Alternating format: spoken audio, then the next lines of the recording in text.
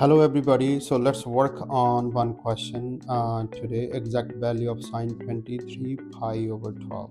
First of all, we need to see the quadrants. So in these quadrants, according to the cos rule, C, A, S and T. So we need to know this. So according to cos rule, fourth quadrant cos is positive, everything else means sine and cosine are negative. All positive in first quadrant, sine is positive in second quadrant, and other two trig ratios are negative, so cos and tan. In third, tan is positive, other two are negative. So there are two different approaches. If I don't want to use fractions, I can also use degrees to split my angle into standard angles.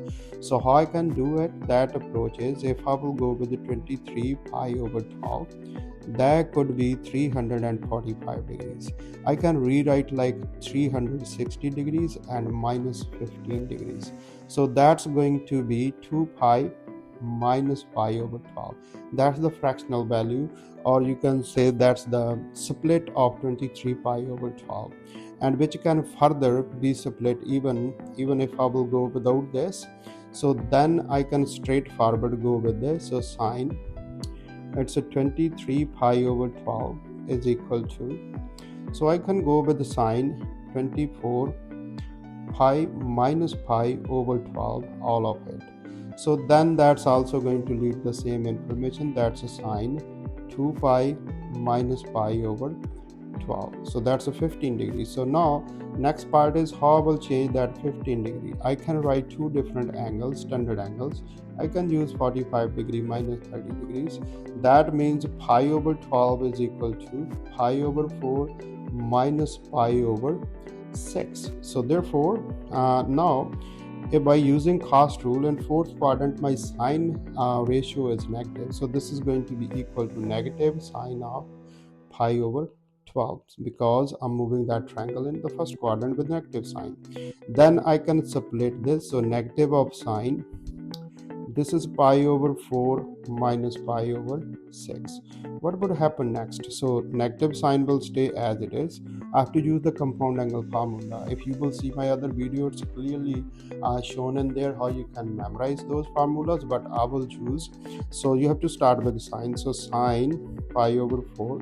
Then I can go to cos pi over 6, because t ratio has been changed, sine would not change, so minus, switch them now.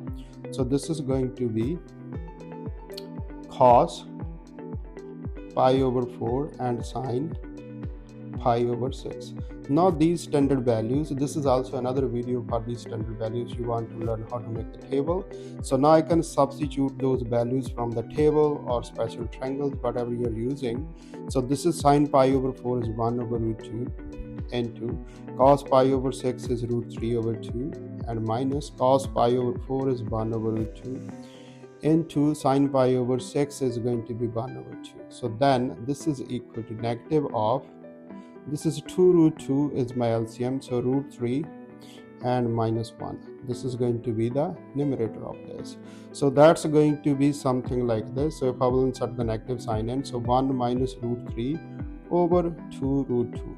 But to leave my answer in good form, so I have to eliminate square root from the denominator. So my answer is going to be root 2 into 1 minus root 3 as it is, divided by 2 into 2 is 4. So this is your final answer. I hope you like this video. So please comment, share, and use this information for your future studies. Good luck everybody.